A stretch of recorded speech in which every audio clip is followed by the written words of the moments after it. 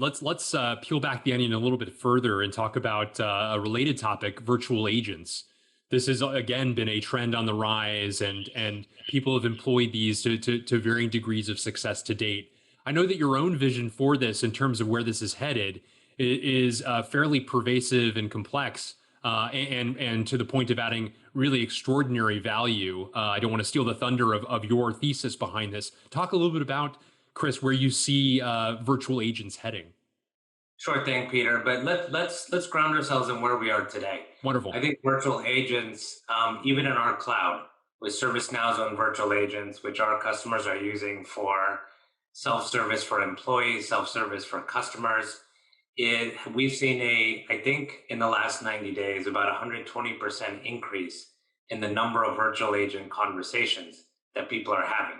So I think there's been a lot of acceptance. I think part of that has been embedding in natural language capability. People need to feel like they're not talking to a machine. So natural language, multiple languages are critical. And people are using it to drive, again, self-service. Help me get things done in a far easier way without having to talk to another human, fire off an email to a department, et cetera, et cetera. But I do think, again, we're in the early innings of this where virtual agents will become true digital personal assistants. So we all probably have an Alexa or somewhere in our house, and in ours, it's in our kitchen. And we use it for a variety of things. We ask it to do stuff. We ask it to order stuff, set timers while we're cooking something. So it becomes a go-to, call it machine, to help us be more productive. And that's where I think virtual agents move to digital personal assistants. So let's say, Peter, you decide to join ServiceNow. I could just tell a digital personal assistant, Peter's joining on Monday. Please get everything organized for him to join. And everything from your calendar to a list of tasks that you need to get done, to serving up some training that might be useful to you. All of that a digital personal assistant could do. But I do think there's still a next step, which is that digital personal assistant evolving into something I call a digital employee, which has cognitive capabilities, now has the ability to learn, has the ability to recognize it's the 13th week of the quarter, so I should really help prioritize sales stuff versus other stuff that may be going on inside the company. That's how I see the evolution. I can't predict the time frame, but just knowing where technology is headed, virtual agents to digital personal assistants to digital employees that can help companies focus again on their customers and their core mission. Another really compelling example. I appreciate you sharing that. One of the things that folks have focused on being lost during the past year plus of being in quarantine is, happening upon people, in the hallways, or being able to just, kind of reach out with a quick question, going from one office to another or one cubicle to another.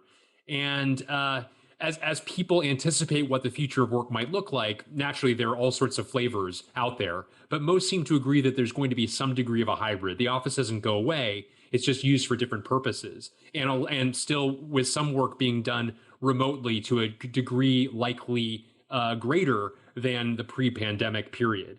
And I know that you've been thinking a little bit about ways in which technology like augmented reality might actually overcome some of the issues that people highlight and point out of remote work, in order to make it feel, almost give a feel of being in the office together despite being many miles away. Talk a little bit about your vision there as well.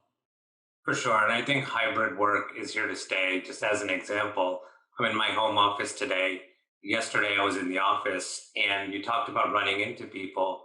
Our CFO, Gino, is there. And we probably knocked three things out in about a 20-minute conversation, which might have taken multiple weeks over various video calls that we had. So I do think the value of ideating and brainstorming and collaborating in person is real, and that will, cause people to have this hybrid work environment. Now, what you mentioned though is during the pandemic, we were all remote largely, and therefore no one felt like they weren't in the room. And as the hybrid work model, people start to go back into it. The challenges or the warning would be if you're not physically in the conference room, do you participate less? Is your voice less heard? And that's where I think digital has a large role to play in terms of resolving that divide. I think the other real one is, again, Peter, I'll play along with our fictitious story of your ServiceNow employee. And, you know, I'll call it prior to the pandemic, if I didn't know how to do something, I could walk down the hall, hey, Peter, do you know how this works here? And you can answer it, and I'm on my way. While we're all in hybrid, you can't necessarily do that easily. And that's where these, virtual agents and digital personal assistants become really critical to making sure people don't get stuck. How do I keep moving forward? If I'm stuck on something, how do I quickly ask a question? And the virtual agent would help me, move along my way.